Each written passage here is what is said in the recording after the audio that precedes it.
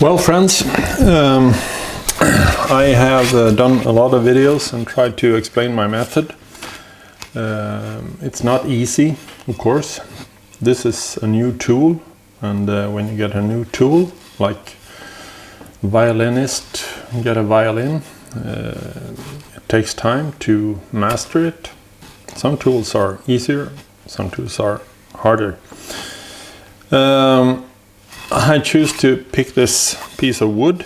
It's just a plank, and I'm trying to explain something that I have been asked in different ways to, well, there seems to be some confusion about this. But if you hear this, the tap tone,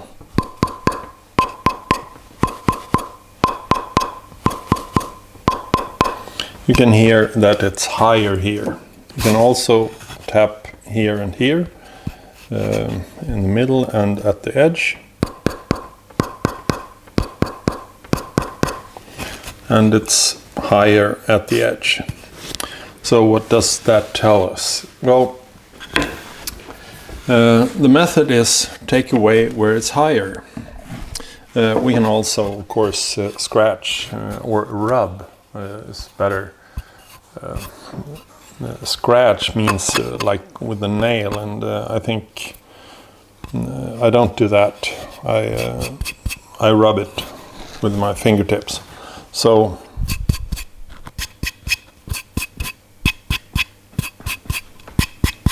you hear it's higher here.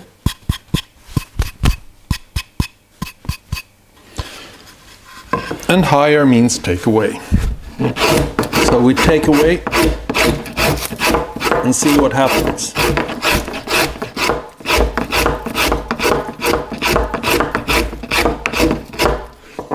This is just an experiment.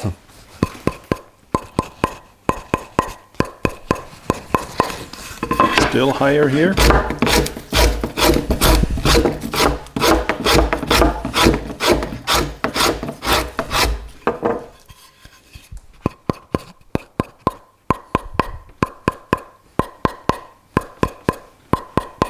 Just a little bit higher now.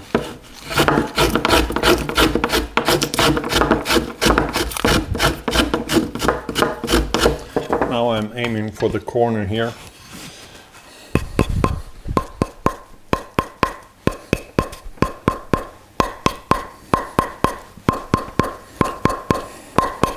Now it's about the same. So by taking away material, I can lower the tone and also the scratch or rubbing tone.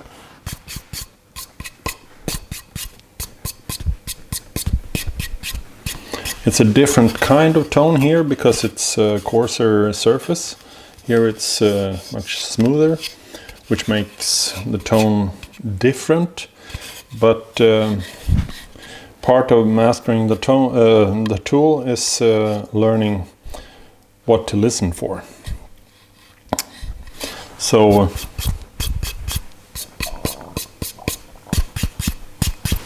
we can even that out to plane, just smooth this surface. So we have the same kind of surface.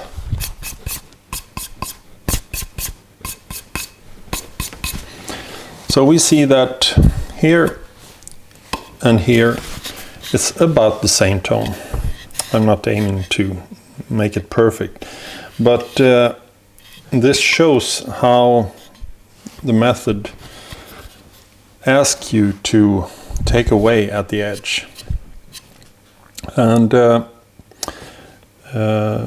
this makes the arching because, well, on a violin, which is quite complicated in form, it goes both convex and concave, and well, a lot to take care of.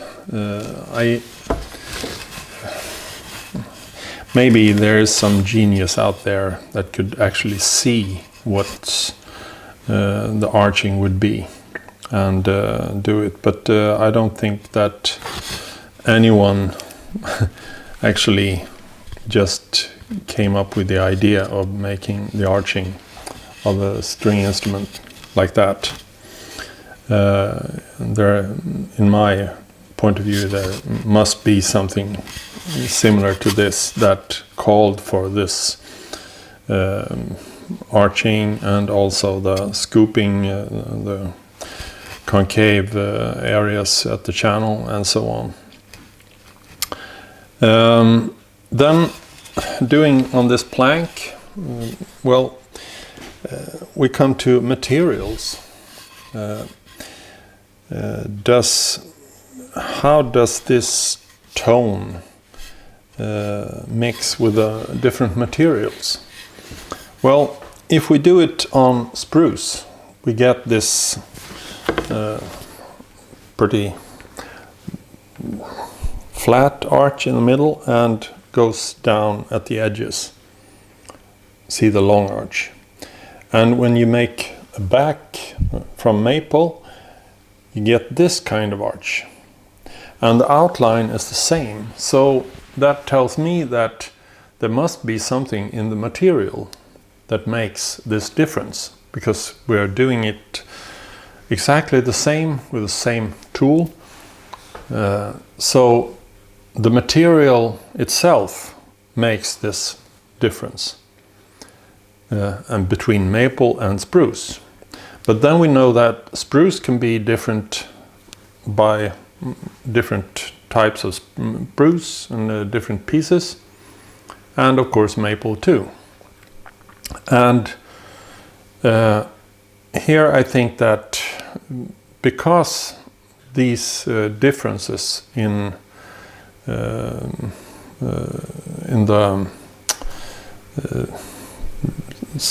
different spruce pieces is there, there also this method takes care of the properties in that piece of spruce and treats it that way, and in that piece of spruce it treats it slightly in the other way.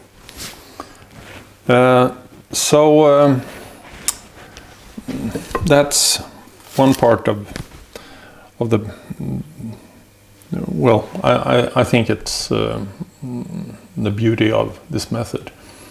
It's so exact. And then, I mean, I'm not aiming to make it absolutely perfect, or actually I'm aiming for it, but I think it's a hopeless goal to have. There is a small difference every now and then. You can really go looking for making it perfect, but it will never be absolutely perfect. But that is where I think the playing in period takes on. This playing makes some sort of it evens the properties out, so it works more like a unit. Then you can say that, well, here I have this cello back, and if I tap along the middle here, since this is, well, it's made as far as I can do with the planes. Now I take on with the scrapers, but if you listen,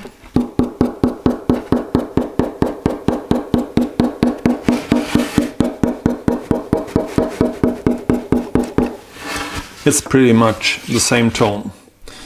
If we turn it around, well, you know that tapping from this side tells about this surface. You can also rub it.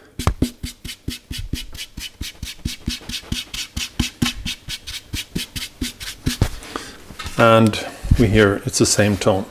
And some people wonder what tone it is. I've been asked to send some example of a specific tone to on an audio file, but the height of the tone, the pitch, is not interesting. The interesting part is that it's the same tone all over. And as I see it, every plate has its own tone. So there's no pitch to aim for, like a C sharp or whatever. So this tells about this side. This tells also about this side. If we turn it around, it's flat here.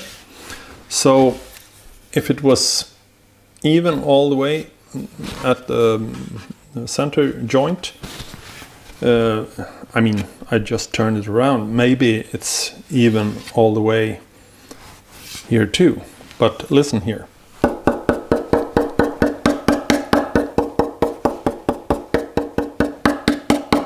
You can hear it's very much different. And in fact, it's higher here than here. Oh, problem. Here is so thin.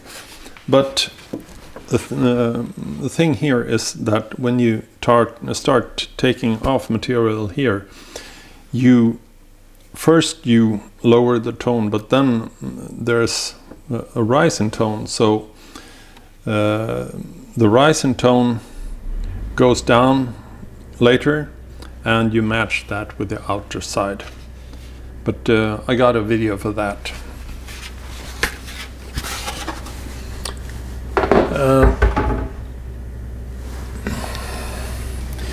Then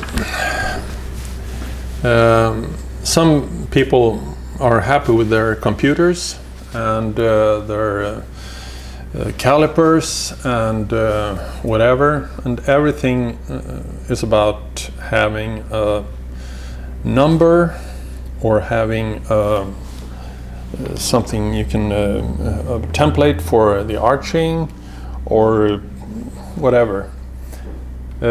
Everything comes to, we're very controlled by our eyes, and this feels very awkward doing it with the ears and some sort of feeling.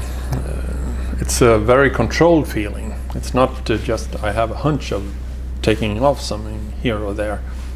It's very strict, but it leaves the eyes out of the operation in big parts. I mean, I'm not stupid. I can see there's a bulge here, and I have to take that off. I can, of course, check it with a sound, but it's.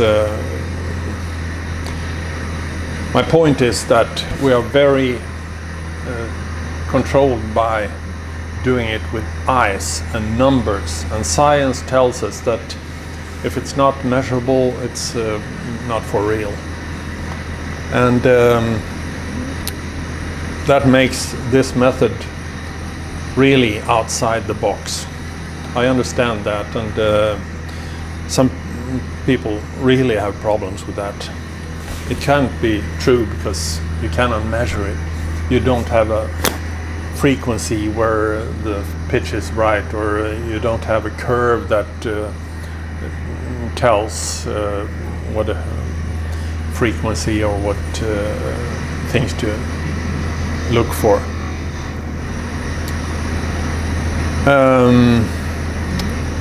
I have a cheating paper here looking at.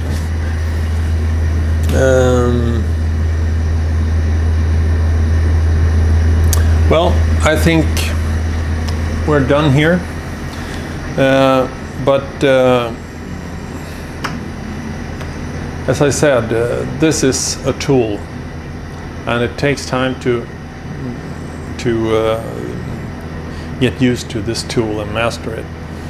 I made this article in Strad in July 18, and they highlighted one of my sayings that take a rest every now and then and come back with fresh ears. And it can be very tiring in the beginning, and you fool yourself with what's higher and what's lower. But